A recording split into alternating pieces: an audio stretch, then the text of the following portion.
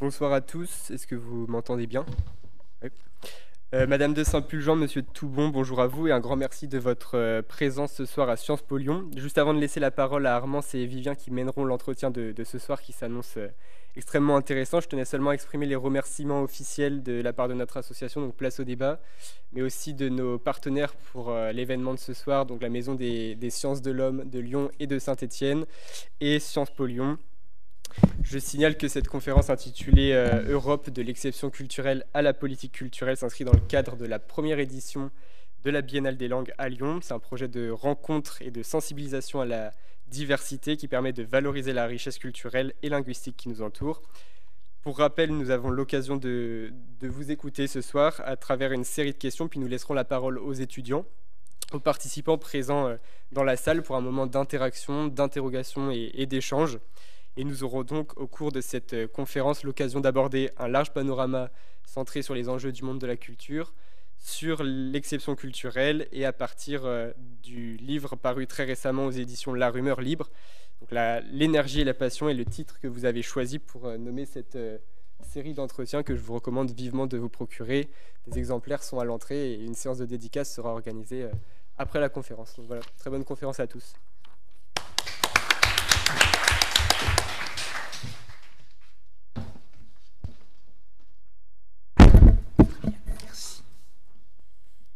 Bonjour à tous et à toutes, et merci Marin et à travers toi l'association Place au débat d'avoir organisé cette rencontre avec Maryvonne de Saint-Pulgent et Jacques Toubon, qui est placée sous le signe des politiques culturelles. Les politiques culturelles ne naissent pas avec le ministère des Affaires culturelles à l'après-guerre. Le journaliste et politiste Jean-Michel Dian inscrit la création d'une administration culturelle française dans une généalogie qui remonte à la monarchie. Elle est selon lui le fruit d'une préoccupation constante des pouvoirs monarchiques, impériaux ou républicains, de s'accaparer au nom d'une mystique nationale la protection d'un patrimoine artistique et par extension d'encourager les créations qui iront dans ce sens. Néanmoins, avant 1959, la culture n'était pas la priorité de l'État dans un contexte de reconstruction au lendemain de la guerre. Toutefois, dès les années 1950, des intellectuels dénoncent un manque de politique culturelle et notamment en 1956, Robert Brichet, fonctionnaire au secrétariat d'État aux arts et aux lettres, dénonce l'état déplorable de la vie culturelle française depuis la Troisième République. Il propose alors la création d'un ministère dédié à la culture dans son article « Pour un ministère des Arts ».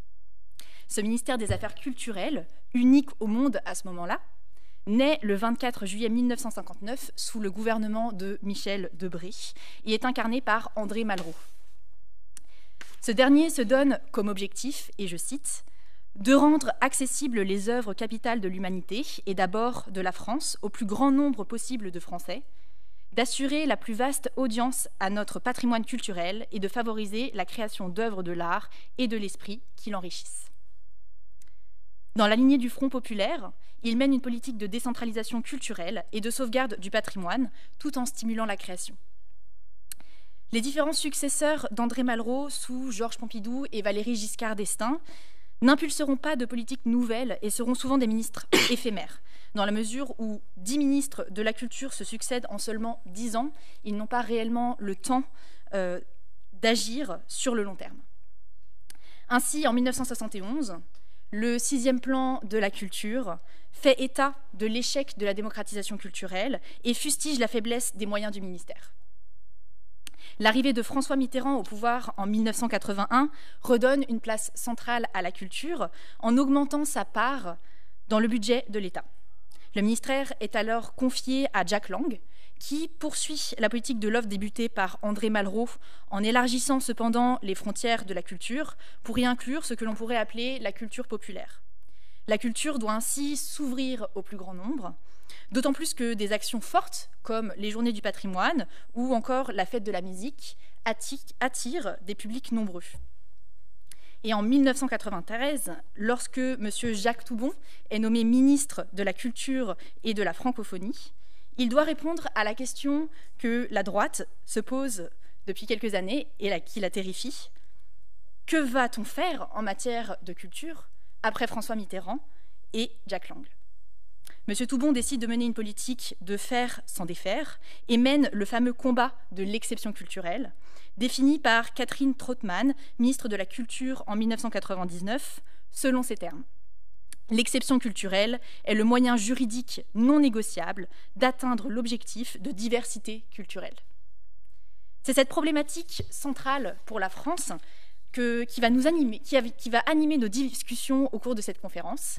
Et il s'agira d'aborder cette question au travers de différents prismes. Je pense notamment à l'influence croissante de l'Europe, à la libéralisation de l'économie mondialisée, ou encore au bouleversement des pratiques culturelles impliquées par le numérique et la récente crise sanitaire.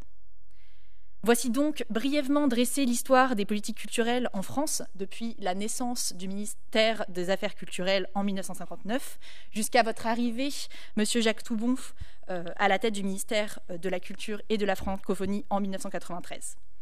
Je laisse à présent la parole à Vivien, qui va inaugurer officiellement cette table ronde.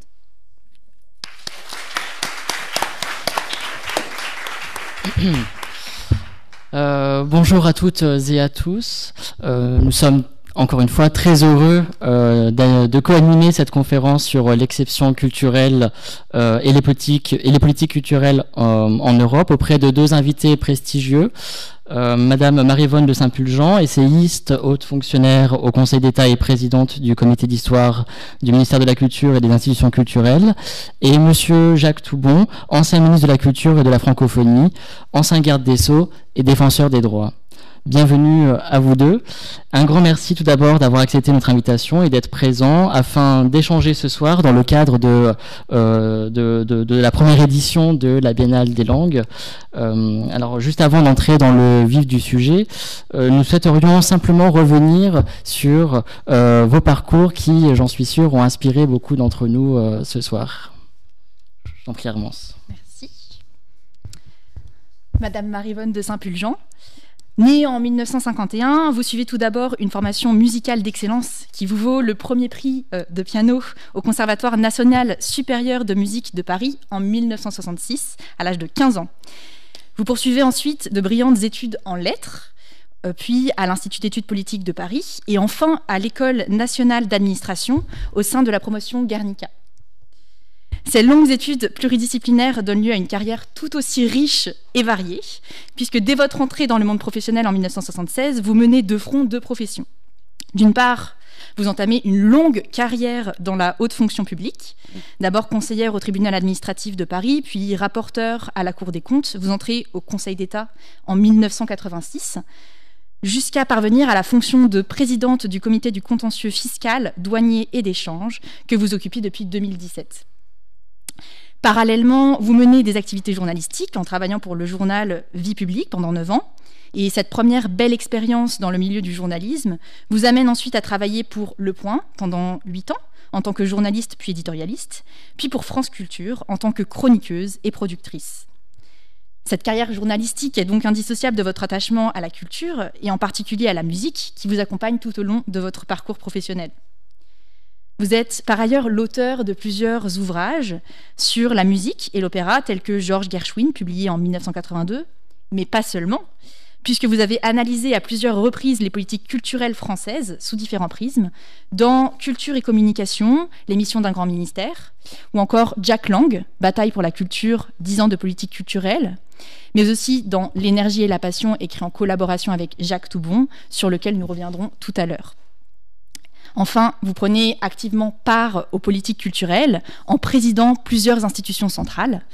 Pour ne citer que certaines de vos nombreuses responsabilités actuelles, vous êtes notamment présidente du comité d'histoire du ministère de la Culture et des institutions culturelles depuis 2007, de l'Institution d'études supérieures de la musique Europe et Méditerranée depuis 2016, mais aussi présidente d'honneur du conseil d'administration du Théâtre national de l'Opéra Comique depuis 2017.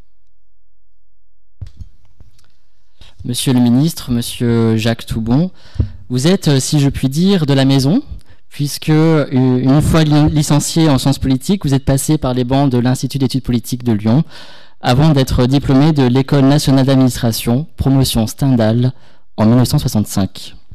Tantôt conseiller technique ou directeur de cabinet ministériel, vous commencez votre carrière dans l'administration. Fidèle chiracien, vous gravissez progressivement les échelons du RPR. De délégué national du parti en 1977, vous devenez secrétaire général en 1984. Parmi les nombreux mandats politiques que vous avez exercés, vous avez été ancien député de Paris de 1981 à 1995, maire du 13e arrondissement de Paris de 1983 à 2001, avant de devenir député européen de 2004 à 2009. Vous n'avez pas de formation artistique à proprement parler, vous n'avez jamais écrit de fiction, ni réalisé de films, ni joué d'un instrument de musique, pour citer vos propos dans votre dernier ouvrage, L'énergie et la passion, sur lequel nous reviendrons. Vous êtes toutefois guidé par une passion dévorante pour la langue française, pour les arts, et notamment pour le théâtre et l'art contemporain. Et c'est en 1993 que l'esthète que vous êtes est nommé à la tête du ministère de la Culture, auquel on associe pour la seule et unique fois dans l'histoire la francophonie sous le gouvernement Balladur. Vous resterez au ministère de la Culture et de la Francophonie 2 ans, avant d'être nommé garde des Sceaux, ministre de la Justice, sous le gouvernement Juppé en 1995. Le droit, une autre de vos grandes passions. Monsieur le ministre, vous avez laissé votre nom à une loi demeurant célèbre, la loi Toubon, ou la loi du 4 août 1994 relative à l'emploi de la langue française dans les administrations et à sa préservation contre l'arrivée, déjà à cette époque, des anglicismes. Grand défenseur de l'exception culturelle à l'heure où elle était menacée par la libéralisation et l'uniformisation culturelle américanisée, nous vous devons également l'obligation pour les radios privées de diffuser des quotas de chansons francophones. Plus récemment, vous avez été nommé en 2014 défenseur des droits, fonction que vous avez occupée jusqu'en 2020 et au cours de laquelle vous avez contribué à lutter en faveur de l'égalité de tous au sein de la société et devant la loi et à la préservation des libertés et des droits individuels, quitte à ne pas hésiter à alerter l'opinion publique lorsque ceux-ci étaient en danger. Par ailleurs, vous avez également été président du Conseil d'orientation de la Cité nationale de l'histoire et de l'immigration, membre de la Haute Autorité pour la diffusion des œuvres et la protection des droits sur Internet, dite ADOPI, ou encore l'administrateur de la Bibliothèque nationale de France et de l'Orchestre de Paris. Voilà, donc nous avons choisi de réunir Madame de Saint-Pulgent et Monsieur Jacques Toubon aujourd'hui dans le cadre de cet échange sur l'exception culturelle et les politiques culturelles en Europe, et en particulier en France, car vous êtes des acteurs importants dans l'élaboration des politiques culturelles et vous avez suivi leur évolution durant ces dernières décennies d'un œil avisé.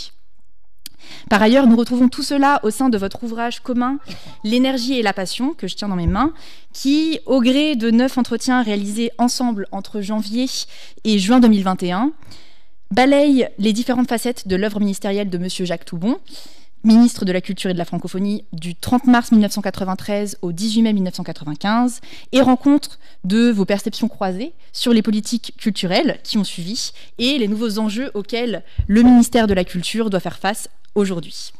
Cet ouvrage passionnant nous a été d'une aide précieuse pour préparer cette discussion et il sera disponible tout à l'heure pendant la séance de dédicace. Donc, ce livre s'inscrit dans une série d'ouvrages composés d'entretiens avec les anciens ministres de la Culture, une formule qui est à l'initiative du comité d'histoire du ministère de la Culture. Madame Maryvonne de Saint-Pulgent, vous aviez déjà interviewé Monsieur Jack Lang en 2011, et de plus, vous avez été amené à collaborer avec Monsieur le ministre Jacques Toubon en tant que directeur du patrimoine. Que souhaitiez-vous donner à voir à travers ces échanges ? Alors, ça fonctionne. Là, ça y est. Alors, nous ne faisons pas systématiquement ce genre d'exercice avec tous les ministres. Bon, c'est la liberté du comité d'histoire d'estimer que certains ministres ou certains mandats de ministres ont été plus intéressants que d'autres. Alors, parmi les ministres qu'on a essayé de mettre en valeur, il faut citer Jean-Philippe Leca, qui fait partie des 10 ministres dont vous dites qu'ils n'ont pas laissé beaucoup de traces. Bon. Je vous renvoie au travail qu'on a fait avec Jean-Philippe Leca, qui a été un ministre plus important qu'on imagine et qui est le premier ministre de la Culture, qui a été également ministre de la Communication. C'est le premier ministère qui a joint ces deux politiques. Alors, Jacques Lang, c'est un incontournable, mais en réalité, les entretiens que j'ai fait avec Jacques Lang, c'est pour une série d'émissions de radio que j'ai fait pour France Culture sur le 30e anniversaire du ministère Lang. Il y avait des entretiens avec le ministre, parce que c'est intéressant de savoir comment il parle lui-même de ce qu'il a voulu faire et de la personnalité qu'il est. Et donc, on a fait une publication papier au comité d'histoire à partir de ces entretiens. Jacques Toubon, bon, c'est un peu une initiative de ma part. J'ai été son directeur, enfin, il a été mon ministre.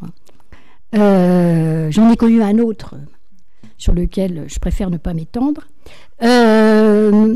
C'était un ministère important. Alors, il y avait la francophonie.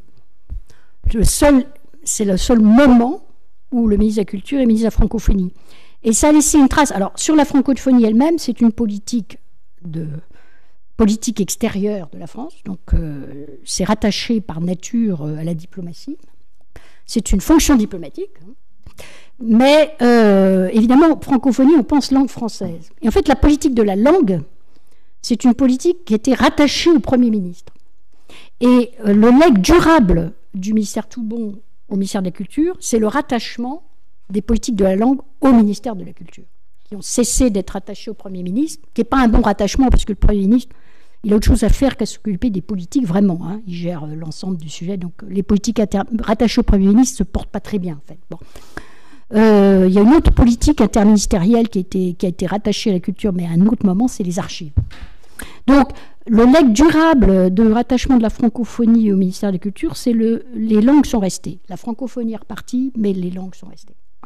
Donc, aujourd'hui, la politique de la langue est rattachée définitivement au ministère de la Culture. Mais ce n'était pas le seul intérêt de Jacques Toubon. Il y avait quelque chose qui m'avait beaucoup frappé à l'époque, parce que j'étais moi-même assez sceptique. C'est le virage numérique qui s'est passé au ministère sous Jacques Toubon. Et j'avais vraiment vécu ça, parce qu'il nous a un peu convoqués autoritairement pour que tous les directeurs s'occupent de numérique, y compris le patrimoine. Donc c'était un peu volontariste comme sujet. Et je me souviens de mon propre scepticisme, et en réalité, avec le recul, je savais à quel point c'était une pression extraordinaire. Évidemment, il y avait la bataille de l'exception culturelle. Vous avez parlé de la difficulté d'exister après Jacques Lang. Bon, avant Jacques Toubon, François Lyotard a connu ça. Vous savez, le ministère Lyotard, dans la maison, on l'appelle l'intermède Lyotard. Bon. C'était pas facile, parce que le terrain médiatique, il était toujours là, etc. Et en fait, très vite, Jacques Toubon a acquis une existence dans le milieu culturel par la bataille de l'exception culturelle. Auprès d'un des milieux les plus influents qui existent, c'est le milieu du cinéma. Et donc, moi, je me souvenais quand même ça l'a beaucoup occupé, d'ailleurs. Le patrimoine, il m'a un peu laissé toute seule avec le patrimoine, hein, parce qu'il était occupé à batailler sur l'exception culturelle, qui était une bataille internationale. Donc, il s'est retrouvé là aussi une deuxième fois sur le terrain diplomatique. Et donc, c'est pour ça qu'il me paraissait qu'il fallait parler de ce ministère. Alors, par ailleurs, il s'est passé beaucoup de choses dans beaucoup d'autres secteurs, y compris et surtout dans le mien, hein, qui a laissé dans mon secteur, c'est-à-dire le patrimoine, qui a laissé des institutions durables, dont on parle beaucoup aujourd'hui. Mais, par ailleurs, il y avait vraiment un legs important. Or, il n'était resté que 2 ans, et la difficulté des deux mandats de 2 ans, c'est que, c'est facile, quand on a 10 ans, comme l'ont eu Malraux et Lang, de laisser une trace visible. C'est plus difficile quand on reste 2 ans. Donc voilà, la seule chose qu'on pouvait faire au comité d'histoire, c'était réévoquer cette période qui a été séminale, qui a été... qui a eu une vision prospective, qui n'est pas toujours aussi courante que ça à ce ministère, ou dans d'autres d'ailleurs, et donc rappeler l'importance de cette période, peut-être transitoire, mais qui a lancé beaucoup de choses et qui, en fait, ont marqué le paysage. Voilà. Par ailleurs, l'autre intérêt de ce ministre, c'était qu'il était resté dans le champ culturel. Il fait partie de ces ministres qui n'ont pas fait qu'un passage à la culture, mais qui sont restés ensuite par vocation. Bon, il a été garde des Sceaux, c'est pas rien, mais surtout, il n'a jamais lâché le champ culturel. Il a donc continué d'être un acteur, et c'était aussi intéressant parce que ça permettait donc du coup de faire cet aller-retour entre aujourd'hui et naguère, je dirais pas autrefois, aujourd'hui et naguère, et donc voilà, permettre cette espèce de retour à l'actualité avec des thématiques. Bon, c'était ça il y a 30 ans, aujourd'hui, voilà. Et c'était possible avec quelqu'un qui était resté dans le champ et qui avait fait des tas de choses après, voilà. Et qui, en tant que défenseur des droits, avait abordé un autre sujet qui est le sujet d'aujourd'hui, l'un des sujets d'aujourd'hui du ministère, c'est la question des droits culturels. Question qui n'était pas posée comme ça il y a 30 ans, mais qu'il a retrouvée en tant que défenseur des droits. Voilà. Donc c'était les raisons pour lesquelles c'était un ministère intéressant, et pas seulement le fait qu'on avait eu de très bonnes relations personnelles par ailleurs. Très bien, merci. Et vous, monsieur le ministre, ce dialogue rétrospectif avec Madame de Saint-Pulgent vous paraissait-il important à la lumière des enjeux auxquels la culture fait face depuis l'arrivée du numérique et puis le Covid dernièrement? D'abord, je voudrais remercier la Biennale, je voudrais remercier l'association des élèves de Sciences Po et l'Institut de nous accueillir ce soir. Je suis déjà venu 3 fois, je crois, faire des prestations à l'Institut avec les anciens élèves. J'ai été élève de l'Institut politique, ça s'appelait comme ça à l'époque, dans l'ancienne formule, c'est-à-dire lorsqu'il était physiquement rattaché, ou presque rattaché à la faculté de droit, et qu'il se situait donc sur le quai, là où se trouve l'ancienne fac de droit, et tout à côté. Et donc les 3 premières années de la licence en droit, qui à l'époque se faisait en 4 ans, comme la maîtrise aujourd'hui, j'ai en double suivi l'enseignement de l'Institut politique de Lyon. Et je le souligne, depuis il y a quelques quarts d'heure, l'Institut politique de Lyon peut se targuer d'avoir abrité dans ses murs 2 ministres de la Culture. L'ancien que je suis et celle qui vient, la dame, qui vient d'être la femme, qui vient d'être nommée ministre de la Culture, qui s'appelle Rima Abdul-Malak, qui était jusqu'à aujourd'hui la conseillère pour la culture du président Macron et qui a été nommée tout à l'heure, il y a 2 heures, comme ministre. Donc l'Institut politique de Lyon est un grand fournisseur de ministres de la Culture. Voilà, on peut dire ça. Et donc il est parfaitement justifié que nous ayons ce débat aujourd'hui. Je veux aussi dire que Maryvonne de Saint-Pulgent a fait une très bonne présentation du contexte dans lequel nous nous sommes trouvés et de la manière dont nous avons agi. Et je veux simplement dire que je crois que après une période de 10 ans d'une politique assez remarquable, assez flamboyante, menée sous la houlette de François Mitterrand par Jack Lang, et qui était une politique essentiellement pour les artistes, je dirais. J'ai eu à cœur de mettre en place une politique qui était plutôt pour les institutions, dont certaines d'ailleurs étaient en très mauvais état, y compris matériel. La Comédie Française était menacée de fermeture administrative parce que la scène et le plateau de la Comédie Française ne respectaient pas les mesures de sécurité exigées notamment par les pompiers. Donc il y avait les institutions, il y avait la nécessité de conduire une politique plus active dans les régions par rapport à une politique essentiellement parisienne, notamment de grands travaux parisiens qui avaient été conduites sous la direction de François Mitterrand. Et il y avait effectivement ce combat pour l'exception culturelle qui avait été, notamment parce que Jack Lang s'occupait principalement du ministère de l'Éducation, je rappelle qu'il était à la fois ministre de l'Éducation et ministre de la Culture, et que cette question de la négociation des accords de libre-échange et de la place de la culture dans cette négociation n'avait pas été vraiment abordée de front par Jack Lang. Et je savais pour ma part, naturellement, que c'était une affaire absolument cruciale, puisqu'il s'agissait de savoir si l'accord de libre-échange, dans le cadre de ce qui s'appelait à l'époque le GATT, qui maintenant s'appelle l'OMC, l'Organisation mondiale du commerce, mais à l'époque ça s'appelait General Agreement on Trade and Tariffs, et cet accord devait être renégocié pour le printemps de 1994 pour justement donner lieu à la création de l'Organisation mondiale du commerce, admettre de nouveaux membres et, en gros, étendre le libre-échange.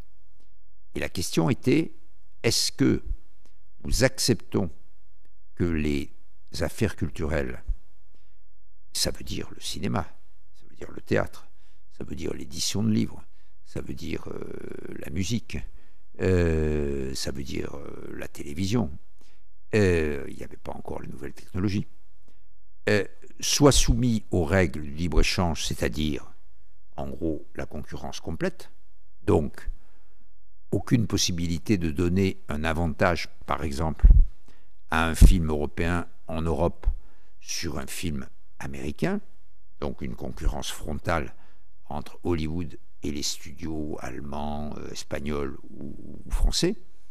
Est-ce qu'on admettait ça, ou est-ce qu'on négociait ce qu'on a effectivement appelé l'exception culturelle, c'est-à-dire une exception pour ces institutions culturelles, pour ces domaines de la culture, une exception à la clause, puisque ça s'appelait comme ça, de la nation la plus favorisée, qui était celle que les pays signataires du nouvel accord allaient mettre en œuvre entre eux, c'est-à-dire tout ce que je fais pour un pays, je le fais pour les autres.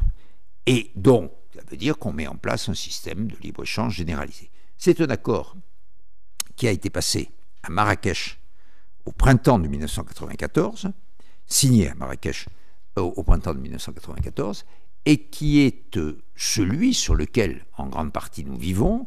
Il a créé l'OMC, et alors aujourd'hui, les choses vont beaucoup moins bien, parce qu'en réalité, l'Organisation mondiale du commerce est bloquée. Elle est bloquée notamment par le conflit entre les Américains et les Chinois.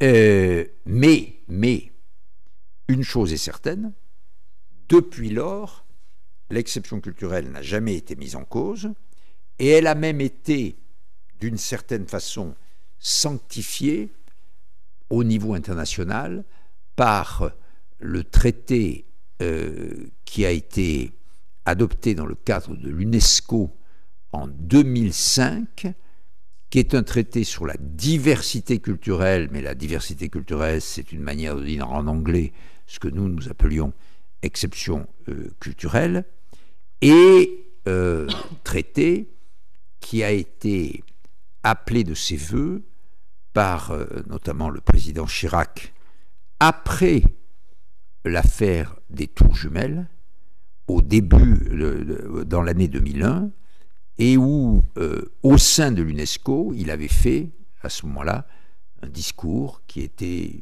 fondateur, je dirais, d'une telle politique, et qui, en tout cas, a été suivi 3 ans après par cette convention sur la diversité culturelle.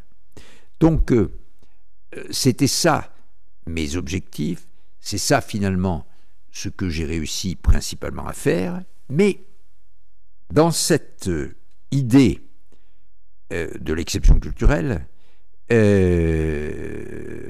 y avait 2 idées corollaires.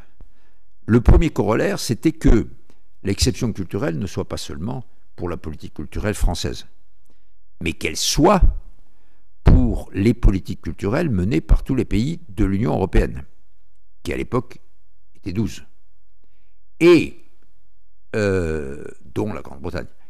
Et parce que il est tout à fait clair que nous avions un marché intérieur entre nous, et parce que à partir de là, si on acceptait que le libre-échange existe, par exemple, entre le cinéma américain et le cinéma allemand, c'était un moyen de pénétrer le marché français et que l'exception culturelle au profit du cinéma français n'aurait servi à rien parce qu'elle aurait été tournée de cette manière-là. Et que, en fait, ce que nous voulions, c'est que l'Europe soit un espace de politique culturelle à l'abri, en quelque sorte, du libre-échange. Et c'était d'autant plus nécessaire que l'accord du GATT, ce nouvel accord du GATT et de l'OMC, donc, était négocié non pas par chaque État membre, mais par l'Union européenne elle-même. Car depuis le traité de l'Union européenne, il était acquis que la politique commerciale, ce qu'on appelle la politique commerciale, était une compétence communautaire et non plus une compétence nationale. Et donc, le premier travail que j'ai fait avec Juppé, ministre des Affaires étrangères, Carignan, ministre de la Communication, donc qui avait la télévision en charge, et moi, ministre de la Culture, c'est de convaincre d'abord les Bruxellois qui négociaient, et notamment le membre de la commission qui négociait ça, et qui était un Anglais conservateur, farouchement libre-échangiste, qui s'appelait Sir Léon Britton. Et ce Sir Léon Britton, il a fallu que le Conseil européen, à l'automne 93, prenne une position, lui donne des instructions en lui disant « vous allez négocier non pas sur la base du libre-échange, mais vous allez négocier sur la base de l'exception culturelle ». Restait encore un petit obstacle à franchir, c'est qu'il y a un pays dont le commerce extérieur est la raison d'être, dont le commerce extérieur et l'excédent extérieur est colossal, il l'était déjà à l'époque et il l'est encore aujourd'hui, c'est la République fédérale d'Allemagne. Je le dis comme ça parce qu'à l'époque, il n'y avait pas eu la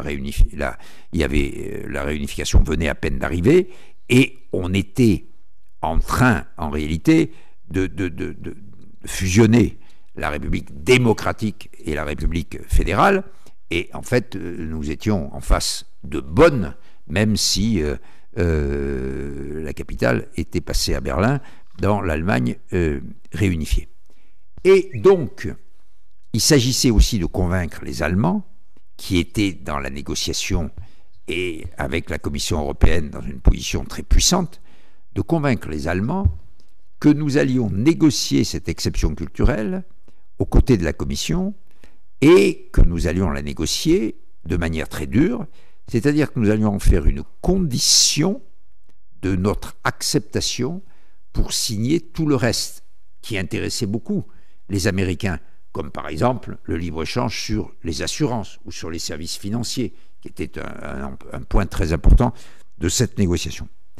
Et il s'est passé un jour où nous avons, au cours d'un conseil franco-allemand, comme il y en existait tous les 6 mois, au cours d'un conseil franco-allemand qui s'est tenu à Bonn en décembre 2013, nous avons, et quand je dis nous, ça veut dire moi, avec les ministres allemands, ça veut dire le président Mitterrand avec Helmut Kohl, nous avons négocié et à la conférence de presse commune entre Helmut Kohl et François Mitterrand, Helmut Kohl a dit « Nous adopterons dans la négociation maintenant avec les Américains, nous adopterons la même position pour la culture que pour l'agriculture. C'est-à-dire, nous demanderons une exception culturelle comme nous demandons une exception pour pouvoir conduire une politique agricole commune que nous conduisions depuis 1966 et qui était une des caractéristiques de l'Union européenne. Voilà, je dis ça, je le raconte parce qu'il faut bien voir comment les choses se sont déroulées en quelque sorte. Et cette exception culturelle, pour moi, elle était aussi liée à une autre question, d'où le fait que j'avais revendiqué d'être ministre de la Culture et de la francophonie, et ne pas laisser en quelque sorte la francophonie au Quai d'Orsay, comme elle était traditionnellement, et comme elle l'est revenue d'ailleurs à partir de 1995. Et pour moi, il y avait quelque chose de très important, c'était le statut de la langue française. J'avais été, en 1992, c'est-à-dire un an avant, et alors que j'étais un membre de l'opposition,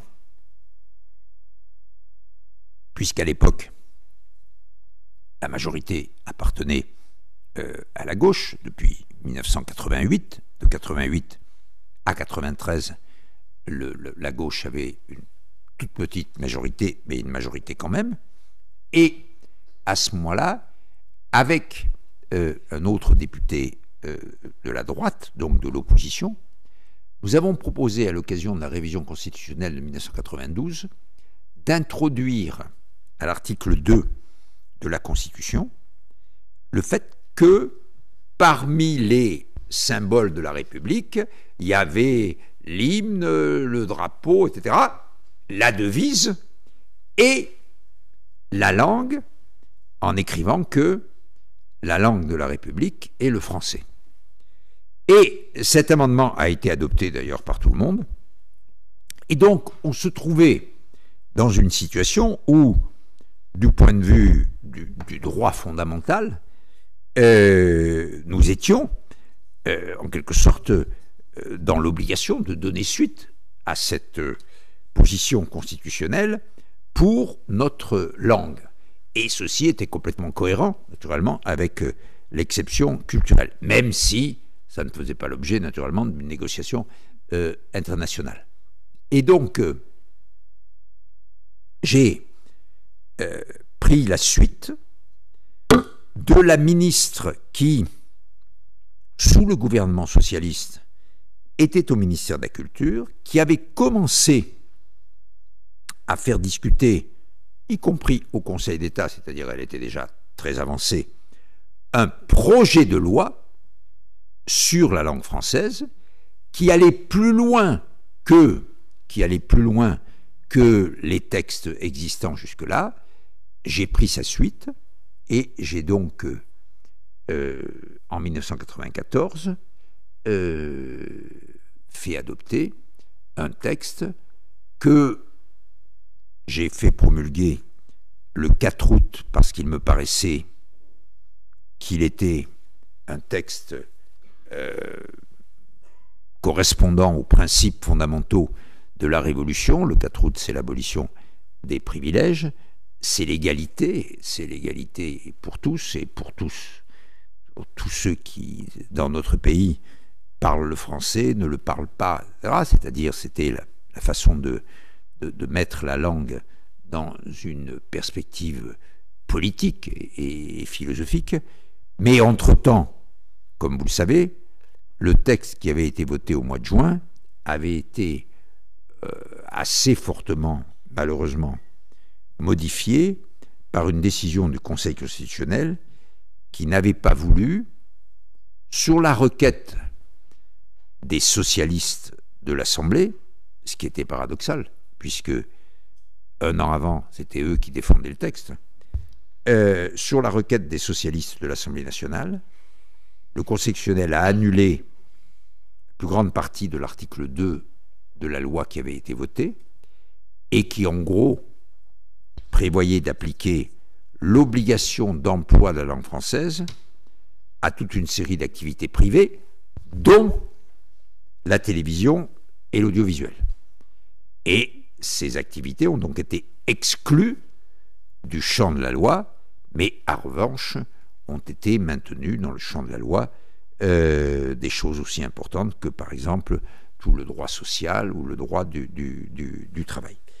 Voilà ce que j'ai voulu faire et comment je l'ai fait, et ce qui est dans ce livre que nous avons fait avec Maryvonne de Saint-Plujean et qu'on lance à l'occasion de cette biennale, c'est un peu de raconter tout ça et de l'inscrire naturellement dans une démarche qui n'était pas franco-française, mais qui était une démarche dans le monde francophone, partout où le français était parlé, notamment à la suite, naturellement, de la colonisation.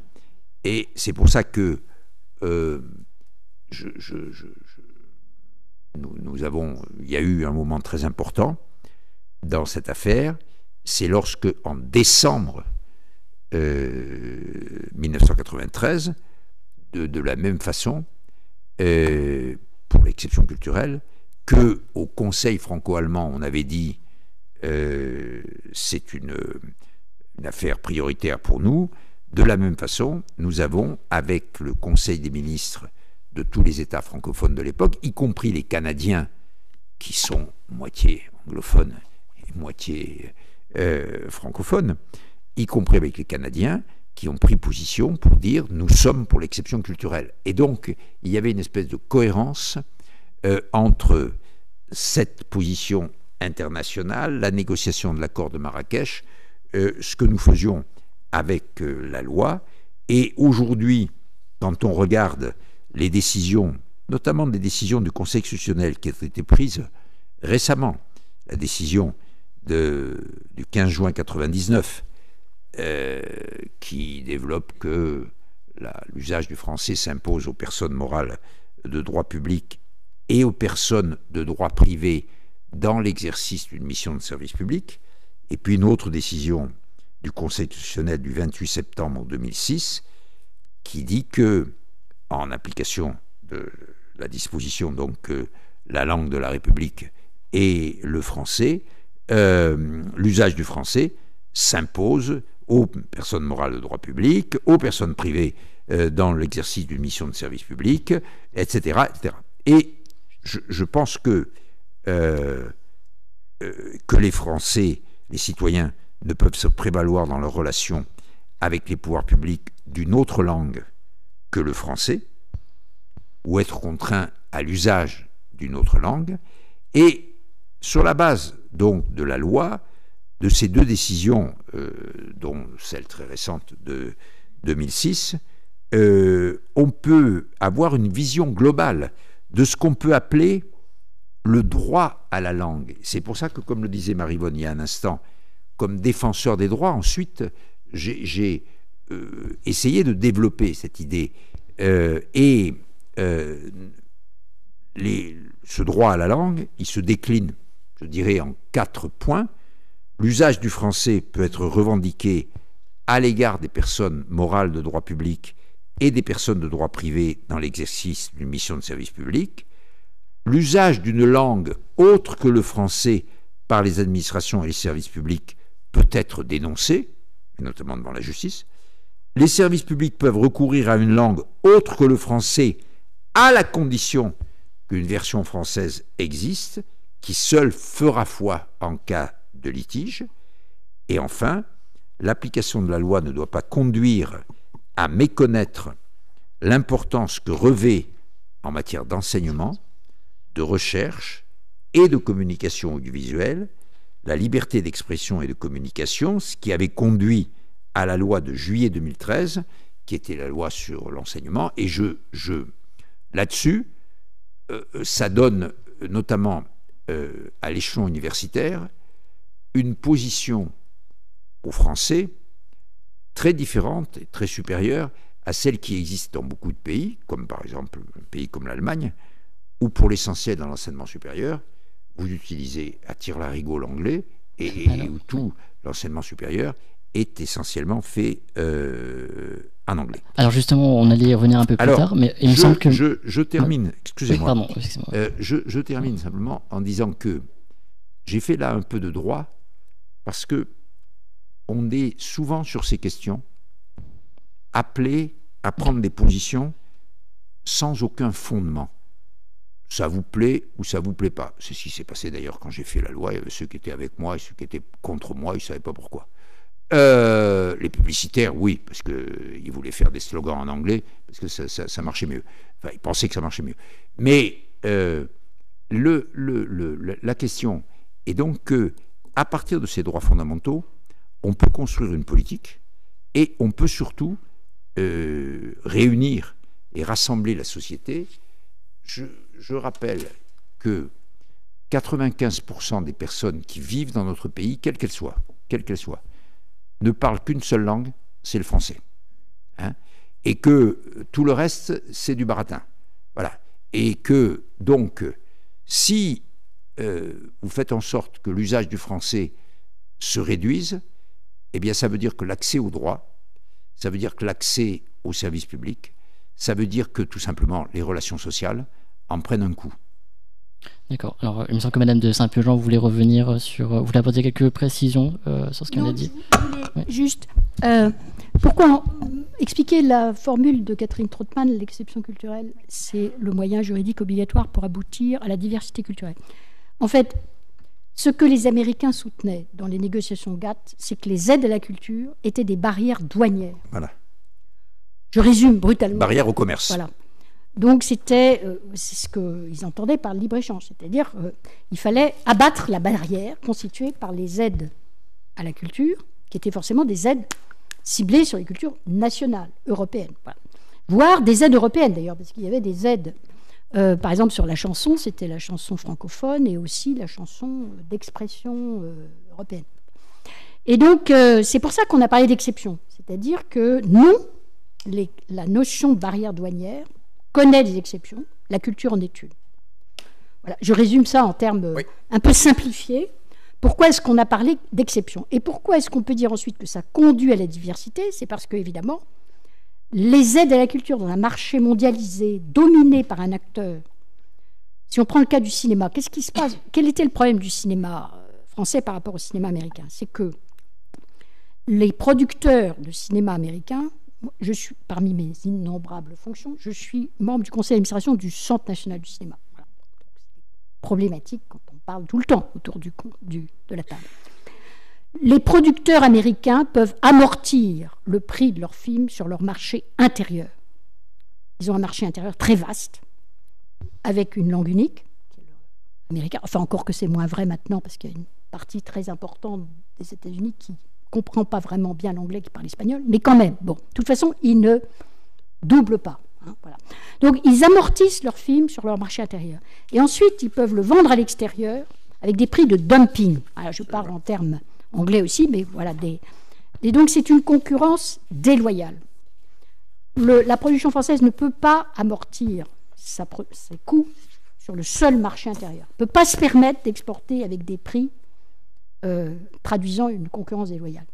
Et donc, voilà la problématique telle qu'elle était là. Et donc, seules les aides ciblées à la culture peuvent permettre d'éviter l'invasion générale des marchés les plus commerciaux par des producteurs qui sont dans une situation de monopole de fait, si on laisse faire le libre-échange. C'était ça la problématique. Voilà. Or, en réalité, dans la plupart des pays européens, il y avait presque plus d'industrie culturelle. C'est passé par une industrie qui était le cinéma. Il y avait presque plus d'industrie culturelle qui avait gardé leur autonomie.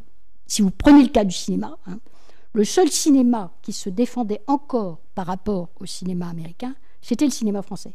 Donc les pays de l'Europe ne se sentaient pas très concernés par cette question. Ils n'y pensaient même pas. Et ils étaient prêts à lâcher sur ce problème. Donc c'est pourquoi, évidemment, les aides ciblées à la culture sont les seules à même à conserver la diversité des cultures face à une production d'industrie culturelle qui a naturellement ce genre de situation. Alors, les Anglais avaient réussi à sauver leur industrie du cinéma à peu près parce qu'ils partageaient la même langue que les États-Unis. Donc, ils pouvaient aller s'exporter sur le territoire américain. Le problème du cinéma français, par exemple, c'est que, comme aux États-Unis, ils refusent le doublage, comme nous faisons massivement, hein, nous doublons les films. C'est pour ça que la cinématographie mondiale est accessible, c'est que nous avons une industrie du doublage. Les Américains prétendent que le public américain ne supporte pas le doublage. Voilà. Et donc, si vous voulez voir un film étranger aux États-Unis, il faut aller dans les cinémas où vous avez des sous-titres. Ce qui, mécaniquement, limite considérablement l'accès au cinéma, parce que les gens qui sont capables à la fois de suivre l'image et de lire le sous-titre sont des gens déjà avec un capital culturel élevé. Donc c'est le type même, les Américains disent nous sommes libre-échangistes, mais ils utilisent des systèmes fermant leur propre marché. Donc c'est facile dans ce cas-là d'amortir sur son marché intérieur. C'est de la concurrence déloyale. Voilà. Et on avait tout le travail du ministre français, et c'est le ministre de la Culture qui a pris le combat à bras-le-corps, plus que le ministre des Affaires étrangères et de la Communication, qui avait peut-être d'autres soucis, c'est de convaincre les Européens que la théorie de l'exception, donc juridiquement c'était une exception à la règle commune, c'était pas un combat disant la culture française est au-dessus de tout, parce qu'ils disaient oui c'est l'exception française, la culture c'est l'exception française, donc ils ricanaient. Voilà. Et donc c'est pourquoi d'ailleurs finalement la France s'est alignée sur le terme diversité culturelle qui heurtait moins les consciences européennes, sachant que de toute façon, pour parvenir à la diversité, il faut maintenir le système d'aide. Voilà. C'est un peu ça que je voulais expliquer pourquoi finalement, on s'est rallié à la thèse de la diversité, mais pas vraiment. Voilà. C'est le système juridique de maintenir simplement à l'écart des négociations, abaissant les barrières. Très bien, merci pour ces précisions. Pour revenir sur l'ouvrage, à la fin de l'entretien dédié à l'exception culturelle, vous concluez que, je cite, « l'on n'a pas transformé l'exception culturelle qui était une position défensive, empêchant l'invasion américaine en une politique commune ».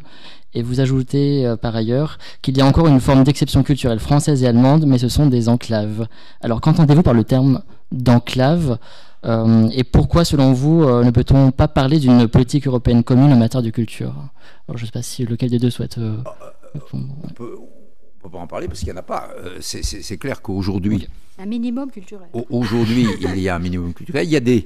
Il y a des mesures qui sont intéressantes d'ailleurs, qui sont en train de développer sur l'interculturalité, mais il est clair que, en particulier, les Allemands, compte tenu de leur système politique qui veut que la culture, ce soit pour l'essentiel le domaine, la compétence des Länder et pas de l'État national, il y a auprès du chancelier ou de la chancelière une ou un ministre, souvent c'est une, qui est en charge de quelque chose qui porte un nom bizarre d'ailleurs, peu importe, mais qui est censé, pour nous, on l'appelle ministre de la Culture. Bon.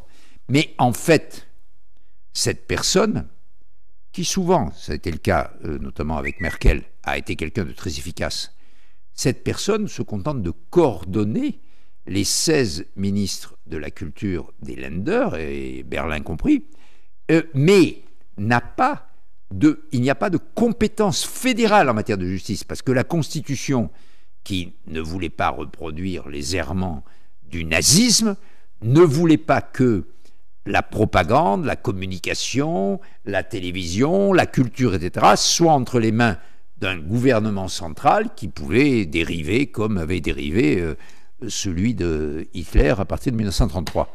Et donc, la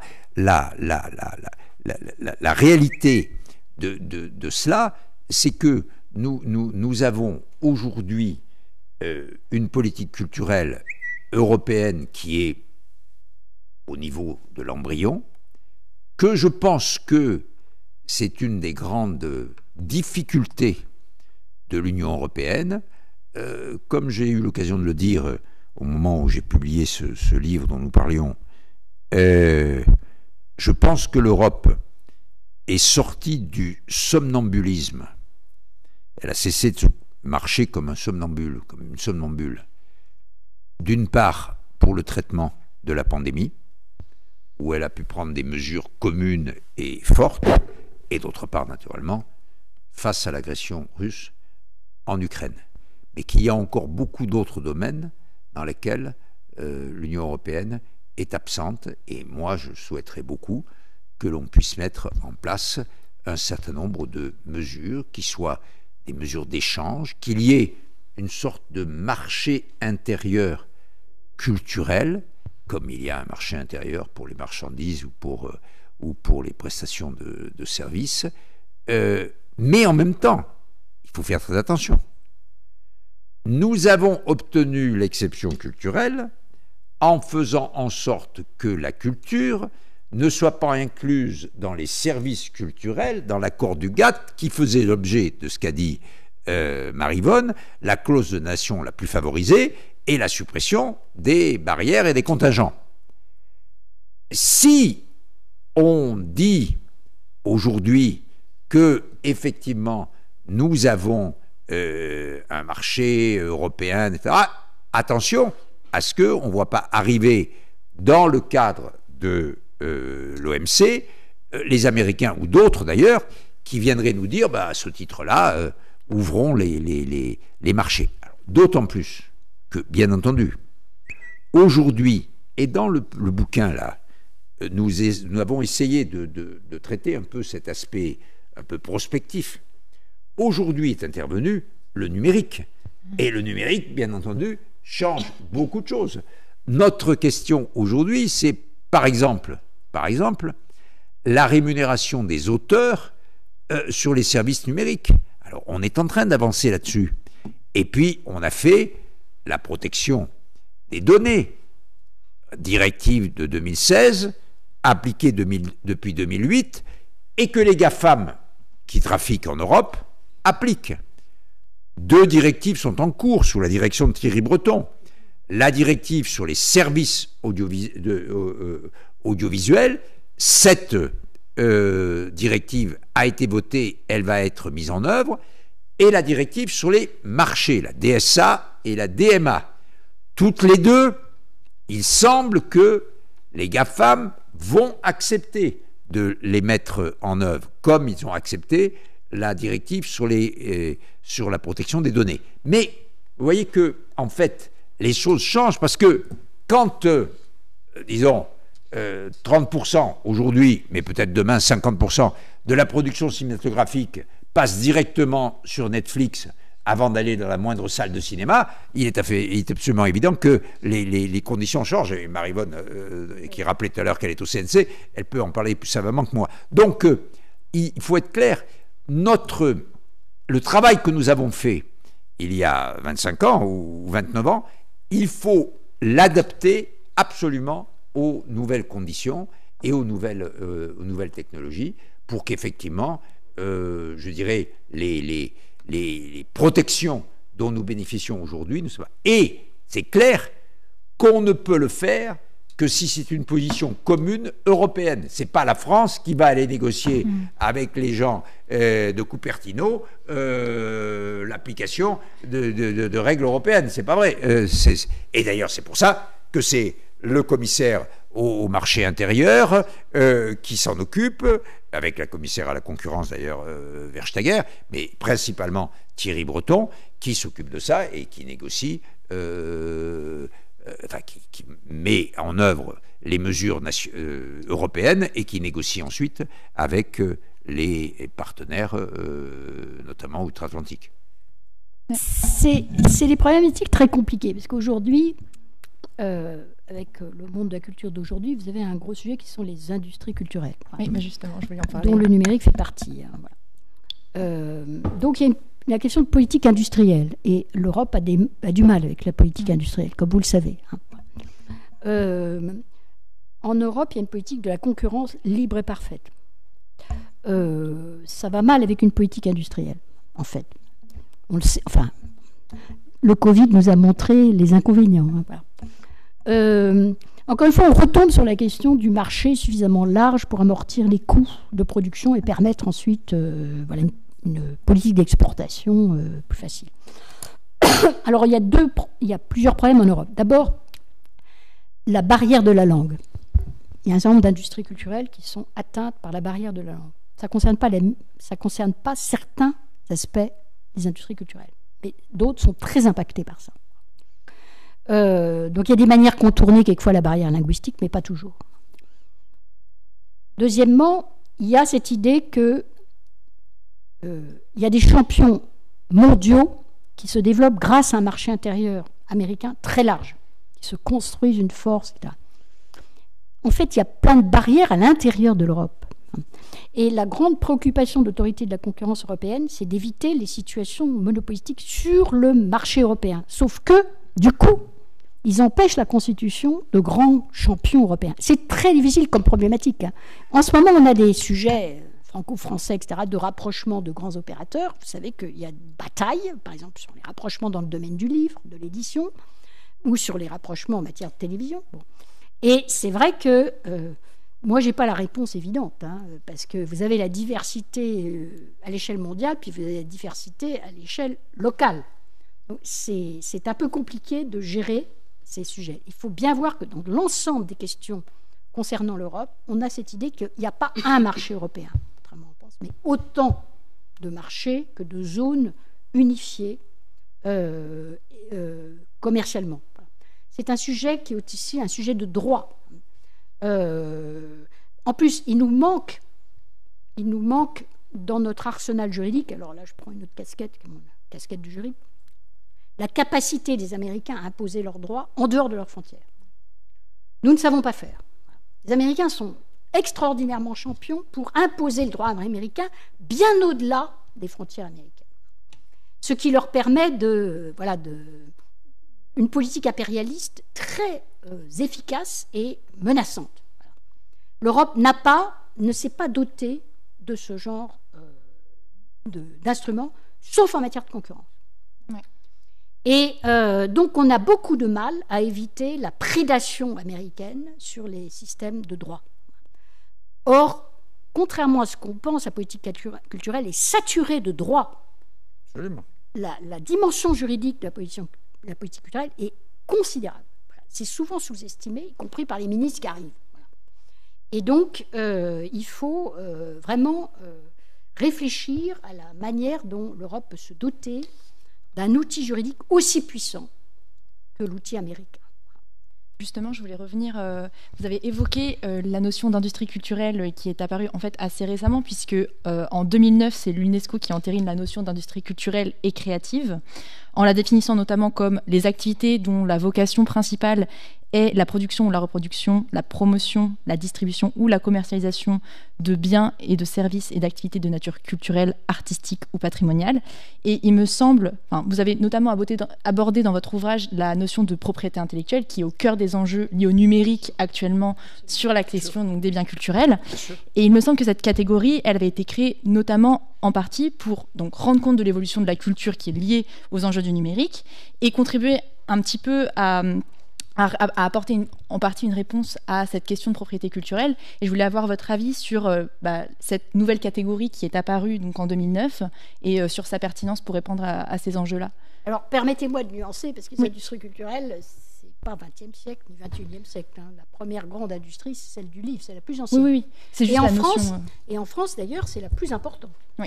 La moitié du chiffre d'affaires des industries culturelles, c'est le livre. Oui. Pas du tout. Le cinéma fait beaucoup de bruit, mais économiquement, c'est le livre qui domine. Bon. Alors, les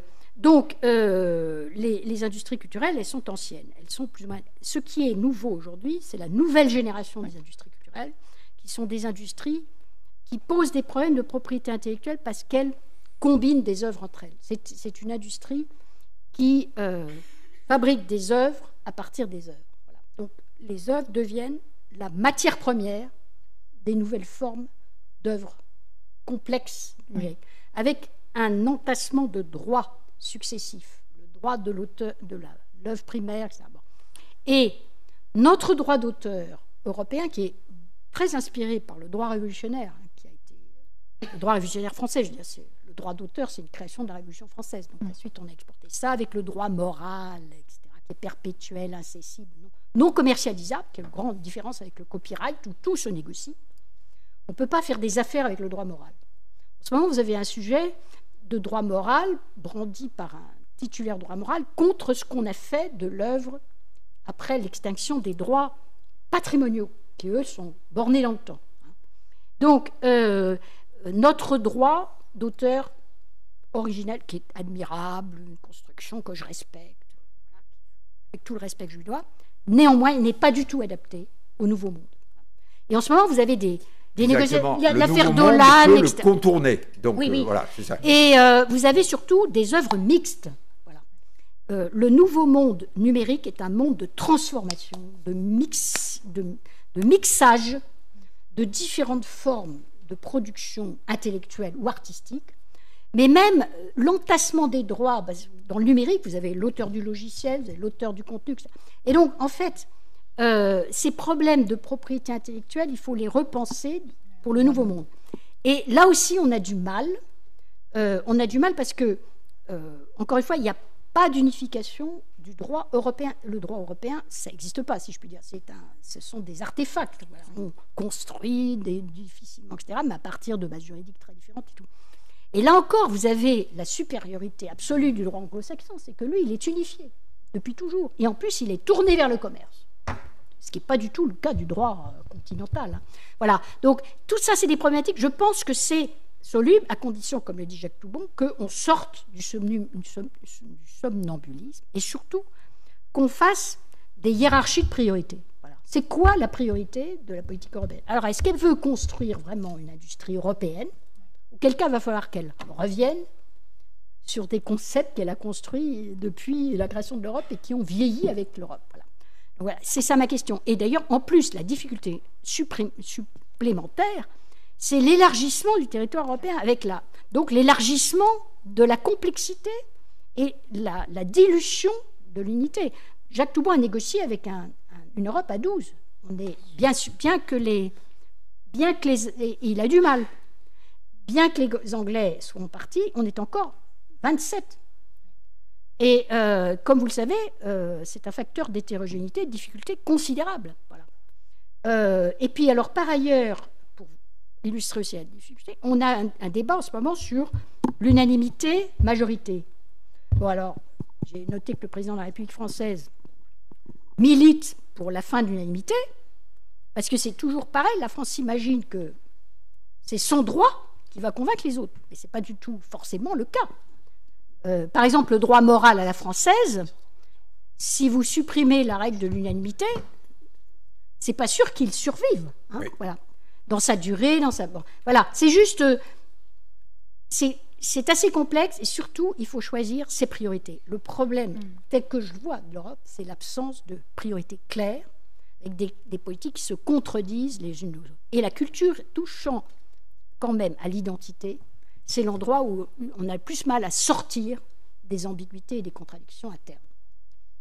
Mais c'est vous qui ferez la différence. Voilà, c'est vous qui allez changer l'Europe là-dessus. Donc, on vous passe le bébé, les enfants. Il y a un exemple qui est devant nous et qui fait parler en ce moment et va faire encore beaucoup parler, c'est les NFT, Non-Fungible Token. Donc, ces processus de reproduction qui peuvent être des jumeaux numériques, qui peuvent être au contraire des créations pures et qui font que, en gros, vous aurez la Galerie des Glaces du Château de Versailles chez vous, en virtuel. Vous vous y promènerez comme si vous étiez là-bas et toute la question, c'est de savoir quel type de commerce on aura, avec quel type de monnaie, puisque, comme vous l'avez vu, la blockchain est en train de se casser la gueule. Or, c'était fondé sur ces monnaies-là, les crypto-monnaies. Nous avons la question de ce que vient de dire Marie-Vonne de manière très aiguë des droits d'auteur et du droit moral, car il est clair que dans les NFT, la propriété ne change pas. Je veux dire, la Galerie des Glaces de Versailles, ça sera toujours l'établissement public du château de Versailles, établissement public de l'État français, etc. Mais après, le produit qui proviendra du contrat qui aura été passé entre le producteur du NFT, le diffuseur du NFT et l'établissement public du château de Versailles, c'est plus compliqué. Il y a d'ailleurs, Roselyne Bachelot a confié une mission à un inspecteur qui va, normalement au mois de juin, remettre un rapport sur ces données juridiques, sur les questions juridiques que posent, et notamment les questions de propriété intellectuelle, que posent les NFT. Je pense que c'est un sujet qui est devant nous. Alors, il y a eu n'importe quoi, le type qui a acheté pour 75 millions de dollars, je ne sais plus quoi, enfin, bref, mais tout ça, c'est pour faire parler. Bon, ça n'a strictement aucun intérêt. Mais c'est une évolution qui est devant nous, de la même façon que on a tout ce qui résulte des algorithmes, c'est-à-dire qui se fait quand vous appuyez sur un bouton sans aucune intervention humaine, à partir du moment où vous avez fabriqué l'algorithme dans son contenu et dans son processus, dans sa configuration. Moi, j'ai traité ce sujet comme défenseur des droits, pas pour les questions culturelles, les questions de propriété intellectuelle, mais sous l'angle des discriminations. C'est-à-dire que on s'est rendu compte que l'utilisation d'algorithmes, par exemple, pour examiner et classer des demandes de logement, des demandes d'emploi, pouvait être parfaitement biaisée. Et il y a une ville de l'Est, je crois que c'était Cleveland, il me semble, aux États-Unis, qui avait dans son service du logement, qui utilisait un algorithme dont on s'est aperçu, et ils ont naturellement été condamnés, tout ça, dont on s'est aperçu que la proportion des personnes noires et des personnes asiatiques qui étaient dans l'algorithme était exactement la moitié de la population réelle, de la proportion réelle dans la population de Cleveland. Donc forcément les demandeurs de logement noirs et asiatiques avaient 2 fois moins de chances avec l'algorithme de voir leur candidature proposée à ceux qui attribuaient les logements sociaux. On a plein d'exemples comme ça, et on en a aussi en France. J'ai fait un travail là-dessus, sur les discriminations, mais ce que je dis sur les discriminations s'applique aussi sur la propriété intellectuelle, sur la rémunération des artistes, et c'est naturellement un vrai sujet. Aujourd'hui, on peut dire que depuis quelques années, la production de directives, et notamment sur les rémunérations des artistes, la production des directives de l'Union européenne va plutôt dans le sens de ce que souhaite la France, dans le sens d'une politique culturelle autonome, européenne, ça, mais c'est pas garanti du tout que ça continue, et il est clair qu'aujourd'hui, par exemple, sur ces domaines, Thierry Breton a réussi à prendre ou à se faire donner au sein de la Commission la compétence, mais on voit bien que la commissaire à la concurrence, qui s'appelle Madame Verstager, qui est une Suédoise, ne l'entend pas de cette oreille, et elle aimerait bien que ce soit elle qui s'en occupe, et naturellement, il est clair qu'au titre de la libre concurrence, elle n'aura pas du tout la même position que celle que défend aujourd'hui Thierry Breton. Et donc, tout ça est aujourd'hui devant nous, mais je pense que ce sont des enjeux qui font que ce que je vous ai raconté tout à l'heure, ce que Maryvonne vous a raconté, s'actualise en quelque sorte avec les nouvelles configurations, les nouveaux instruments, mais qu'au total, sur un plan philosophique, les questions sont toujours les mêmes et les options sont toujours les mêmes. Est-ce que nous avons les mêmes moyens de faire triompher nos propres solutions comme on l'a eu il y a 25 ans? C'est une question qui se pose. Moi, je crois que oui, parce que notamment l'exemple du RGPD, du Règlement général sur la protection des données, que les Américains, et notamment Google, appliquent au pied de la lettre, montre que lorsque les intérêts marchands, commerciaux, des GAFAM sont en cause, ils sont prêts à accepter les réglementations qui leur permettent d'accéder au marché. Est-ce que avec la directive DSA, avec la directive DMA, on aura le même résultat? Est-ce que quand on aura probablement un jour une réglementation au niveau européen sur les NFT, on aura aussi une applicabilité universelle en quelque sorte? C'est une question. Reste, naturellement, je parle des Américains, le vaste monde chinois et asiatique.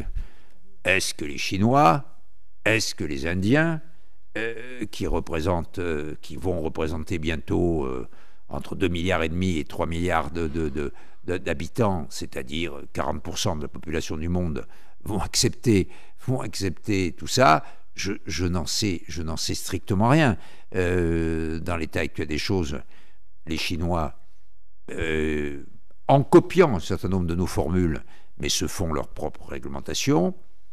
Les Indiens sont dans des situations très particulières. Ils ont une industrie cinématographique à Bombay qui est une industrie qui a besoin du marché mondial, mais est-ce que leur position n'est pas, je dirais, de casser les règles du marché mondial plutôt que de les respecter? C'est une vraie question. Mais il est clair que, j'ajoute que, par exemple, les Brésiliens, qui sont aussi de grands producteurs, sont dans une même position. Et de plus, ils bénéficient de quelque chose qui est le fait que la langue portugaise est très répandue dans le monde. C'est une des grandes langues, comme le français ou comme l'espagnol. Voilà les données, et ça, je vous le dis à vous, parce que ça, c'est des sujets que vous aurez à traiter, vous. Moi, j'y serai plus, Marie-Yvonne probablement pas, et ça, c'est des sujets pour vous. Justement, avant de donner la parole au public, puisqu'on manque un petit peu de temps, on voulait vous poser une dernière question en quelques mots.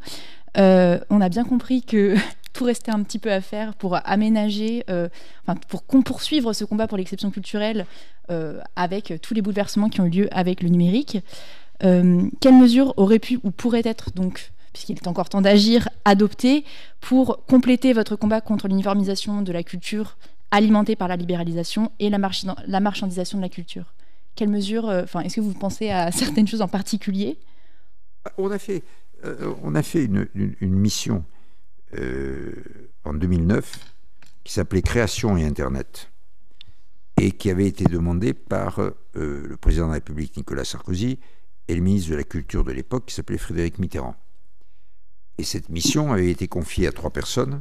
Patrick Zelnick, qui après avoir été le patron de Virgin, était le patron des disques Naïve, producteur et de Carla Bruni d'un côté et de Marc Minkowski de l'autre, donc grand producteur de musique. Guillaume Cerruti, qui avait été notamment directeur de cabinet d'Ayagon et qui était à l'époque le patron de la grande maison de vente aux enchères Sotheby's. Aujourd'hui, il est le patron de la concurrente, c'est-à-dire Christie's.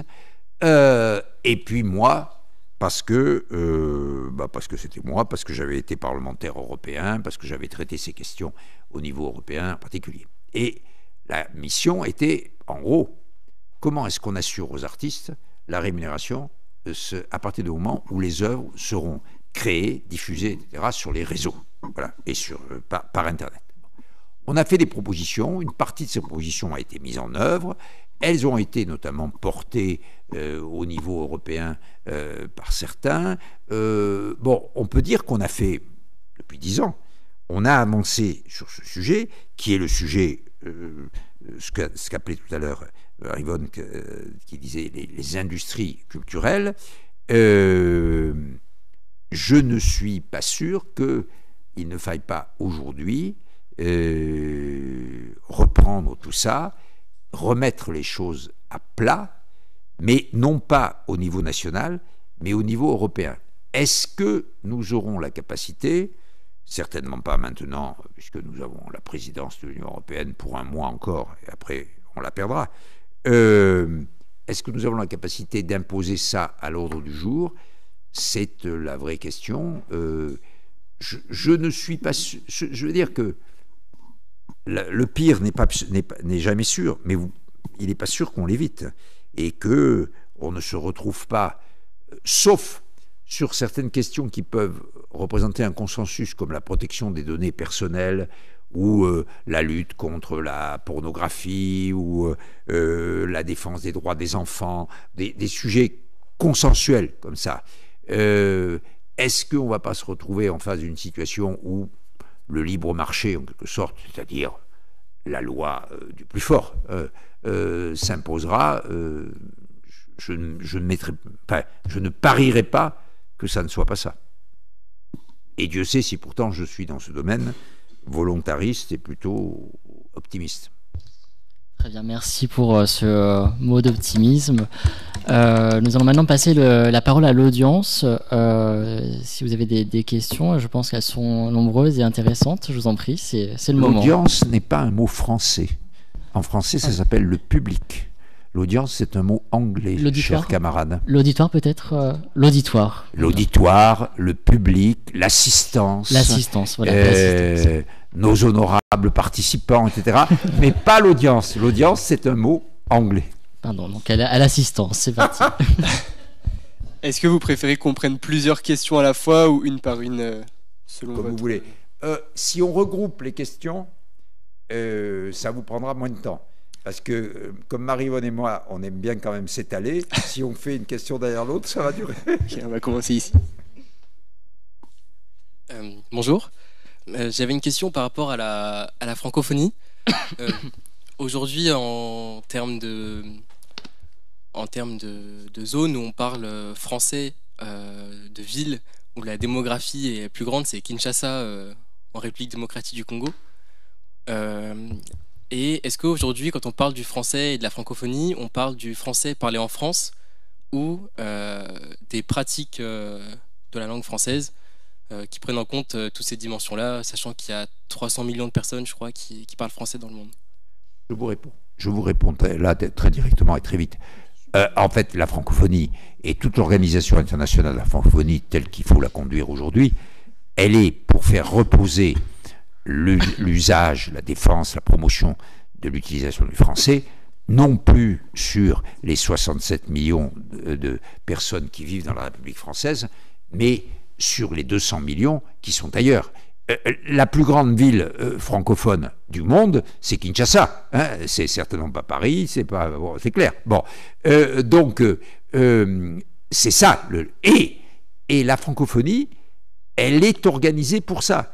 Et je dois dire que je suis assez confiant sur le fait que nous avons une organisation et nous avons des politiques avec les pays, disons, de l'hémisphère nord, Suisse, Canada, Belgique, nous, etc., et puis les pays de l'hémisphère sud, où se trouvent les plus nombreux habitants, qui peut nous permettre de conserver une bonne position. Je le crois. Mais ça veut dire qu'il faut qu'on soit lucide et qu'on ne pense pas que la langue française, c'est dans le 16e arrondissement de Paris. Non, c'est à Lubumbashi que ça se passe.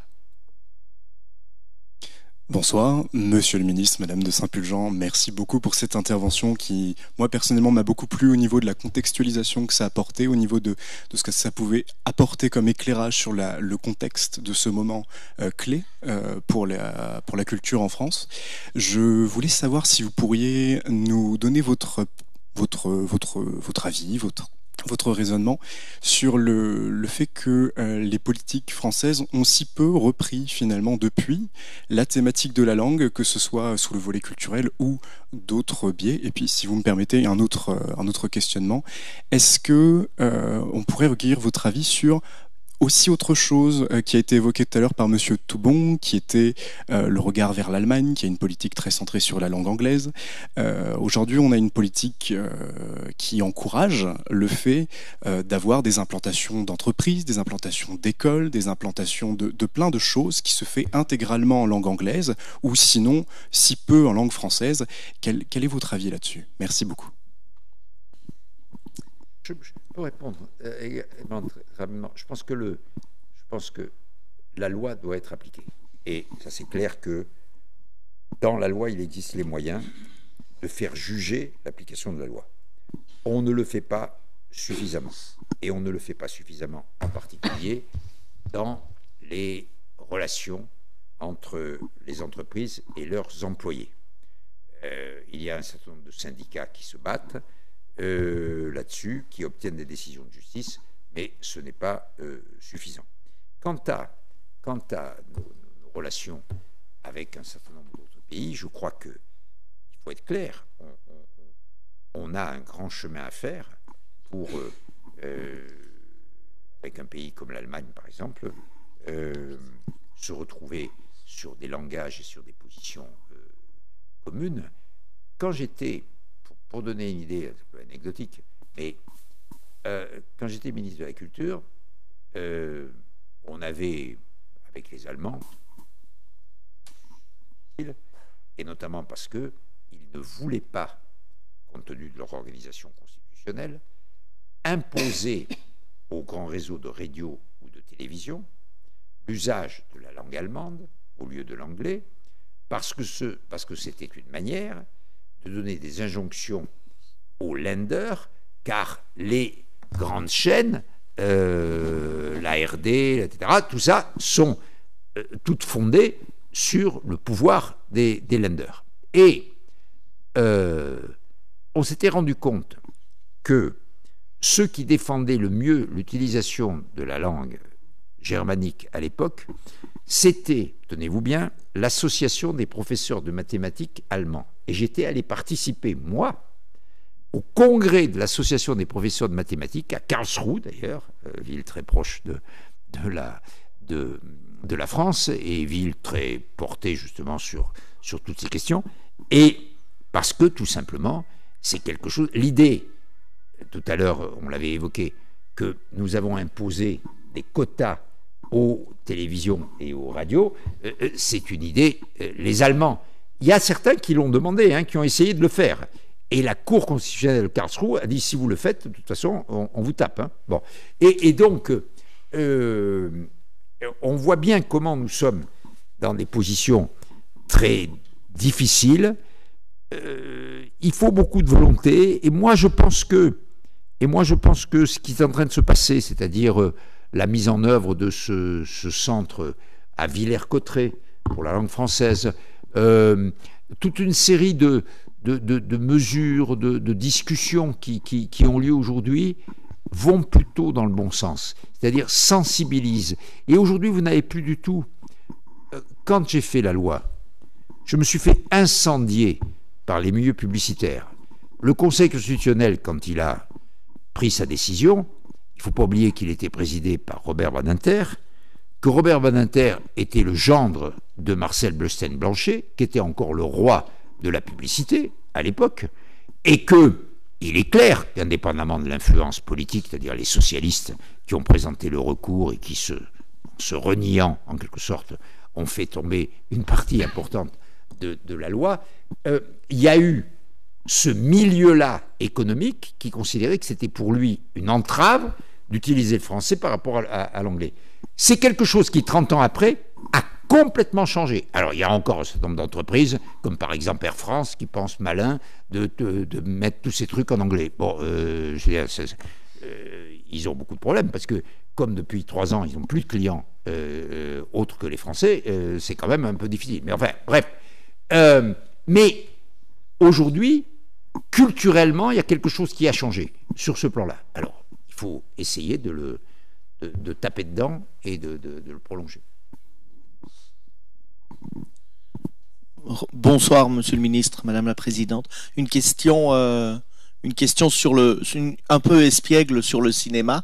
La concurrence est un serpent séducteur. Quand on a peur de se faire croquer, de se faire gober, on est un petit peu mal à l'aise. Mais dès qu'on est le plus fort, quand on est le leader, le tenant du titre, on trouve que le costume est tout de suite beaucoup plus agréable.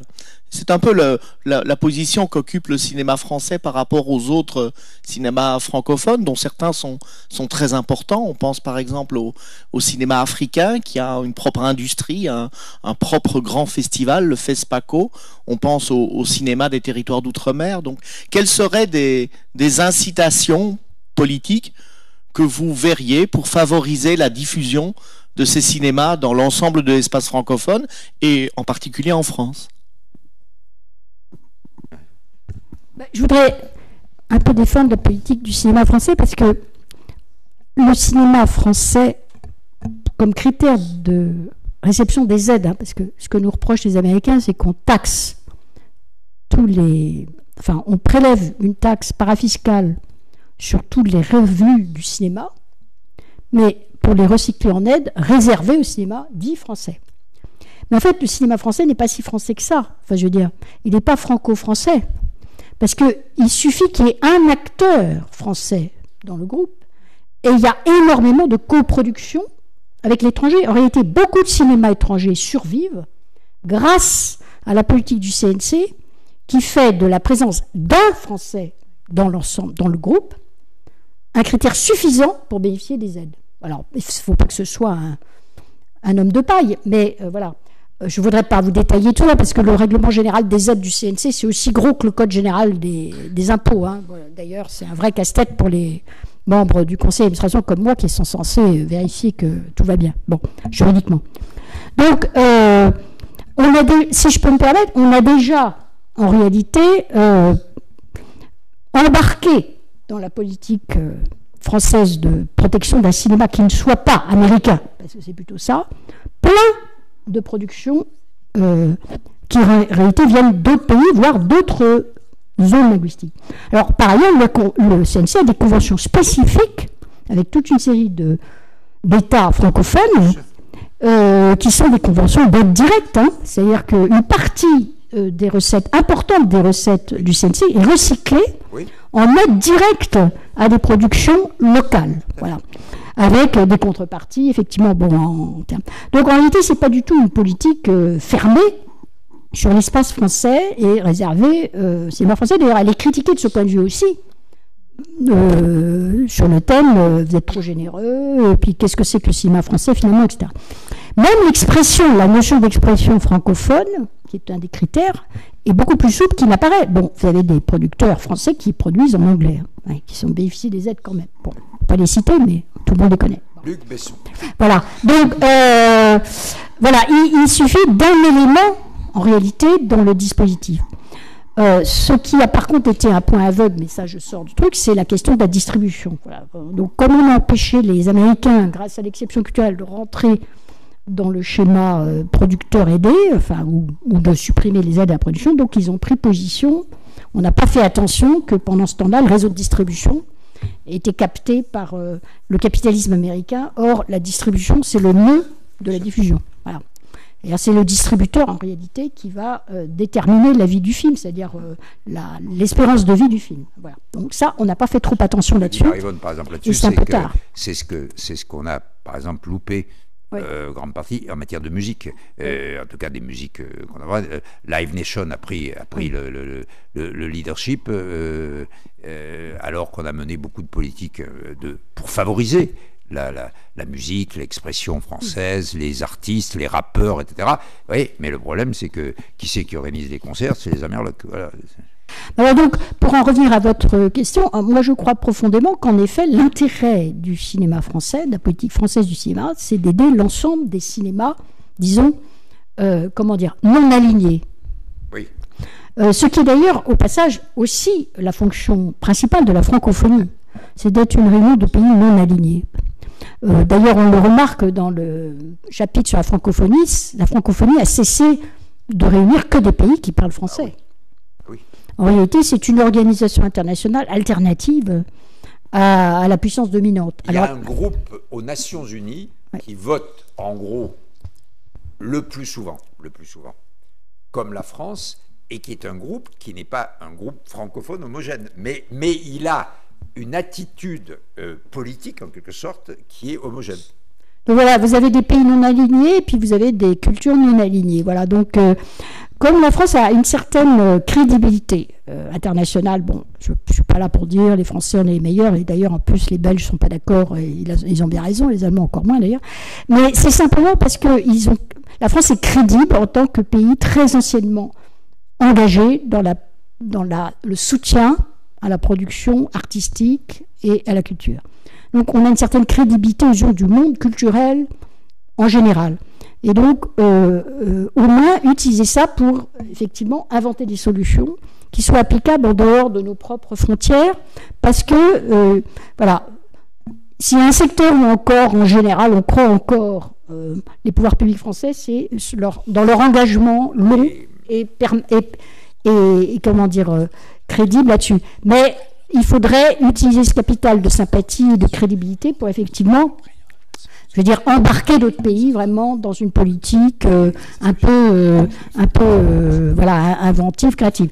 Le gros sujet d'inquiétude, et d'ailleurs c'est ce que pensent les animateurs du CNC, c'est le vieillissement de cette politique. Voilà.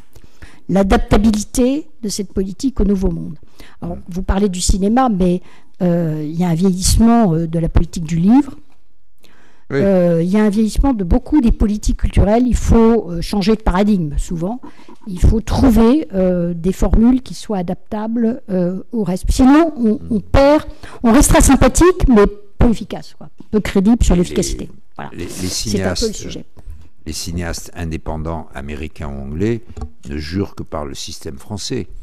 Les Espagnols, Almodovar par exemple, ont copié le système français dans un système espagnol.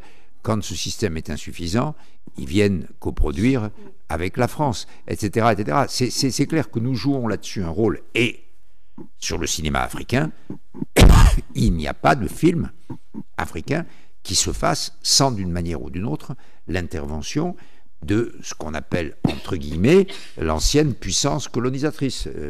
Parce qu'il y a un certain nombre de gens qui disent que c'est pas bien, parce que quand même, ça veut dire que la colonisation continue. C'est pour ça que je dis ça. Bon, mais en fait, c'est une politique. Quand vous allez au FESPACO, que vous regardez le programme, puisque vous parliez du FESPACO, et je pense que c'est un des rôles, vraiment, de la francophonie, c'est de créer cette espèce d'espace où des industries, en quelque sorte, des économies culturelles francophones peuvent se mettre en place. Est-ce que l'on aurait une dernière question avant de conclure la conférence ?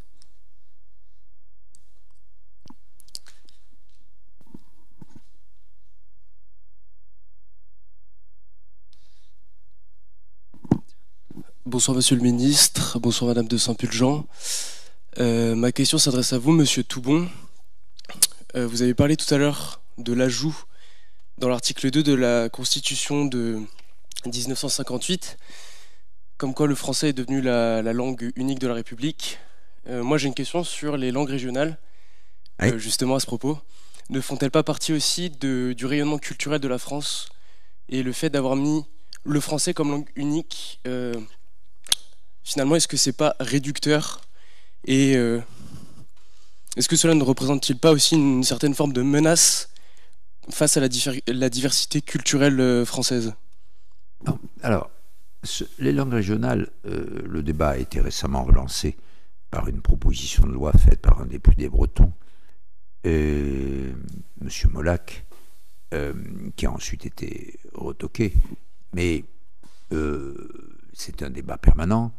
On a fait une avancée en ratifiant ce qu'on n'avait pas fait jusque-là, la charte des langues régionales, et d'autre part, on a une décision en tout cas du Conseil constitutionnel, qui fait que les langues régionales sont clairement des langues qu'on ne peut pas utiliser, en gros, dans les rapports entre les citoyens et les pouvoirs publics. Dans les rapports entre les citoyens et les pouvoirs publics, il y a la langue dont l'article 2 dit la langue de la République est le français. Bien, ça c'est clair. Mais en revanche, que ces langues régionales soient parlées, qu'elles soient utilisées dans des activités culturelles, qu'elles soient enseignées, ce qui est le cas dans beaucoup de régions, avec des programmes particuliers. Là-dessus, il n'y a aucun problème. Et ça veut dire que ce qui est en cause, à travers l'article 2 de la Constitution ou la loi Toubon de 1994, c'est l'usage du français ou de ces langues qui ne sont pas le français dans les relations avec les services publics et, de manière générale, dans toutes les activités officielles, je sais moi, un contrat de travail que vous allez apporter à un juge et pour un conseil de prud'homme. Eh bien, il est clair que vous ne pouvez pas avoir un contrat de travail en breton ou en occitan. Il doit en français. Ça, c'est sûr. Mais pour le reste, je considère, moi, qu'il y a une très grosse évolution dans le statut et la position des langues régionales, et je ne comprends pas, et je ne comprends absolument pas, je le dis très clairement, ce que signifierait la mise en œuvre de propositions de loi comme celle de Paul Molac. Est-ce que ça veut dire qu'on ferait des actes de naissance à Saint-Brieuc en breton. Est-ce que le fait de faire des actes de naissance en breton à Saint-Brieuc, c'est un progrès pour l'humanité, y compris pour les Bretons? Je pense que non, hein, clairement. Hein. Il y a un côté dans l'utilisation des langues qu'on appelle régionales. Moi, je ne les appelle pas régionales, c'est des langues tout court. Bon. Elles ont une aire de diffusion plus restreinte. Bon.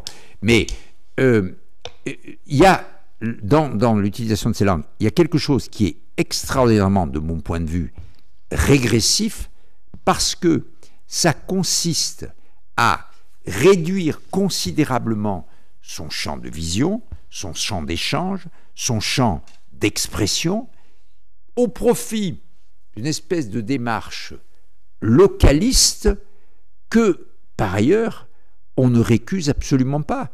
Comme que vous pratiquiez la religion que vous voulez dans votre famille, que vous n'en fassiez aucune ostentation dans l'espace public, c'est toute la question qui est posée par la mise en œuvre de la laïcité, et que vous appreniez une langue qu'on appelle régionale, encore une fois qui n'est pas régionale, que vous appreniez cette langue, que vous l'utilisiez dans vos relations privées, que vous en fassiez des romans, que vous en fassiez des films, etc., il n'y a rigoureusement aucune difficulté. Mais en revanche, que, effectivement, les permis de construire à Lanbiwe ne soient pas écrits en breton, ça me paraît parfaitement normal. Et en tout cas, c'est ce que dit la Constitution. Ça, c'est tout à fait clair. Voilà. Donc, je pense que c'est un combat, et on voit bien comment M. Molac a argumenté, c'est un combat politique, c'est un combat que je qualifierais même de politicien. Je ne pense pas qu'il y a aujourd'hui aucun obstacle en France à l'apprentissage et à l'utilisation des langues particulières, à condition que ça ne soit pas dans le cadre des relations avec les pouvoirs publics, dans les cadres... Voilà, c'est tout. Pourtant, on observe un indéniable déclin... Pardon ? On observe un indéniable déclin des langues régionales. Pas partout. En tout cas, aujourd'hui, l'occitan, par exemple, c'est 300 000 locuteurs. Avant, c'était plusieurs millions. Oui, mais la langue basque, c'est l'inverse. Et pourquoi la langue basque? Parce qu'il y a une motivation. Parce que le Pays basque, des deux côtés de la frontière, c'est quelque chose qui existe. Il y a même eu, naturellement, une aventure politique basque, y compris avec le terrorisme, en tout cas de l'autre côté des Pyrénées. Moi, j'ai été directeur du cabinet du préfet dans le début de ma carrière à Pau, et je m'occupais des menées séparatistes d'un certain nombre d'organisations qui étaient plutôt du côté espagnol. J'ajoute que c'était à l'époque en 1962, c'est-à-dire que de l'autre côté de l'Espagne, c'était le franquisme. Hein, bon, donc, ici en France, il n'y avait aucun problème pour dire « je veux l'indépendance du Pays basque ». De l'autre côté, on prenait les gens et on leur faisait ce qu'on appelle le garrot, c'est-à-dire le système qui consistait à tuer les gens en les étranglant. Et donc, en Espagne, à l'époque. Et donc, je pense qu'il faut bien voir que